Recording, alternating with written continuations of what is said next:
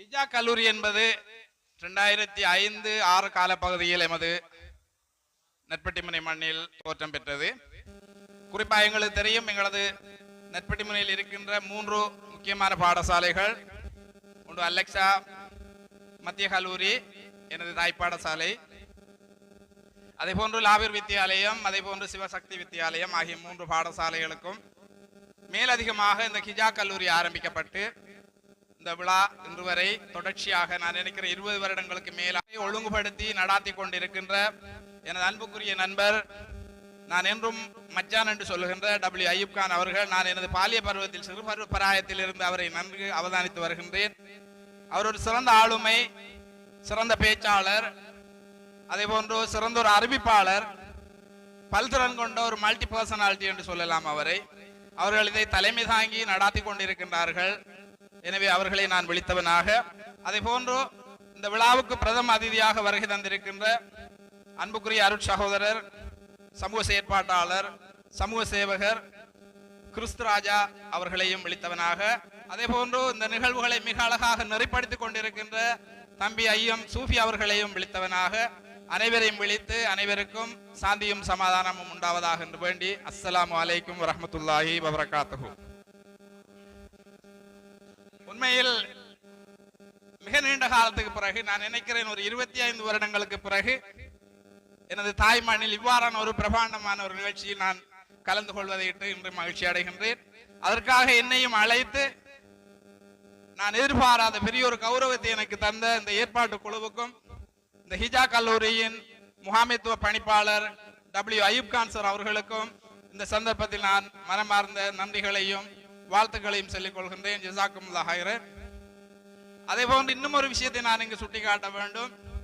இவ்வாறான விழாக்கள் கட்டாயம் செய்யப்பட வேண்டியவை. குறிப்பாக பாடசாலைகளுக்கு மேலதிகமாக இந்த தனியார் வகுப்புகளை நடாத்துவது என்பது ஒரு சிரமமான, ஒரு லேசான காரியம் இல்லை, மிகவும் சிரமம் நிறைந்த ஒரு விடயம். அந்த விடயத்தை மிக இலகுவாகவும் மிக கச்சிதமாகவும் எங்களது நண்பர் W. அய்யூப் கான் அவர்கள் செய்து வருகின்றார்கள். அதிலும் குறிப்பாக மாணவர்களின் கல்வி அபிவிருத்தி என்பது மாணவர்களின் ஆளுமை விருத்தி, கல்வி அபிவிருத்தி, ஒழுக்கம் தொடர்பான பல விஷயங்களை உள்ளடக்கியதாக காணப்படுகின்றது. அந்த விடயங்களை நாங்கள் இங்கு அவதானிக்கக்கூடியதாக இருந்தது. குறிப்பாக பிள்ளைகளின் ஆளுமை விருத்தி, இளம் தாய்மார் அதிகமானோர் இங்கு இருக்கின்றீர்கள். பிள்ளைகளின் ஆளுமை விருத்தி தொடர்பான பல விடயங்கள் இங்கு அரங்கேறின. கட்டாயம் அது செய்யப்பட வேண்டியது. இந்த ஊரில் பல பின்தங்கிய பிரதேசங்களில் இருந்து, பின்தங்கிய குடும்பங்களில் இருந்து இவ்வாறான பிள்ளைகள் கற்று முன்னேற வேண்டும். தனது மகனுக்கு லுக்மா அலைஹிஸ்ஸலாம் அவர்கள் சொல்லுகிறார்கள், எனது அருமை மகனே, நீ அல்லாஹ்வுக்கு இணை வைத்து விடாதே. இணை வைத்தல் என்பது அல்லாஹ்வுக்கு அடியான் செய்யும் மிகப்பெரிய அநியாயமாகும். பெற்றோருடன் நல்ல முறையில் நடந்து கொள். உனது பெற்றோர்கள் உனக்காக பட்ட கஷ்டங்களை நினைத்து பார். உன் தாய் கஷ்டத்தின் மேல் கஷ்டத்தை அனுபவித்து உன்னை சுமந்தாள், கஷ்டப்பட்டு உன்னை பெற்றெடுத்தாள். அதன் பின்னும் 2 வருடங்கள் உனக்கு பால் ஊட்டினாள். எனவே அல்லாஹ்வுக்கும் நன்றியுடையவனாக இரு, உன் பெற்றோருக்கும் நன்றியுடையவனாக இரு.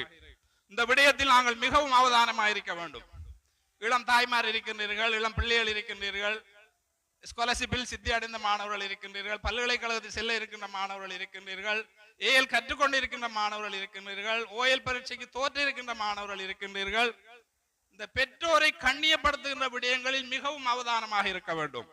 எந்த ஒரு சூழ்நிலையிலும் பெற்றோர் முன்பு சி என்ற வார்த்தையை கூட பயன்படுத்தி விடாதீர்கள். அதே போன்று எங்களது தாய் பெற்றோர்கள் படுகின்ற துன்பங்களை நாங்கள் அறிய வேண்டும்.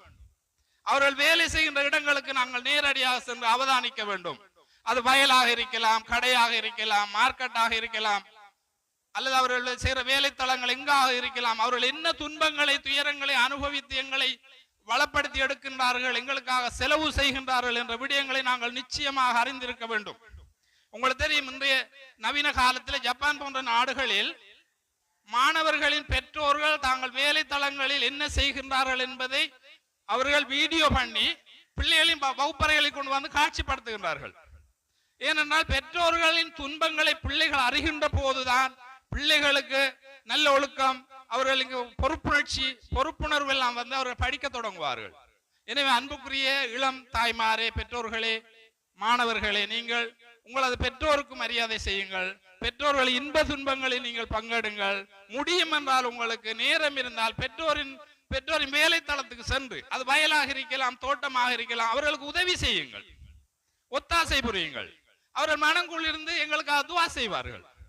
அது மிக முக்கியமானது. பெற்றோரின் துவா மிக முக்கியமானது என்ற விஷயத்தை நான் உங்களிடம் ஞாபகப்படுத்தி, பல்கலைக்கழகம் நீங்க செல்ல இருக்கிறீர்கள். பல்கலைக்கழகம் என்பது ஒரு திறந்த வெளி.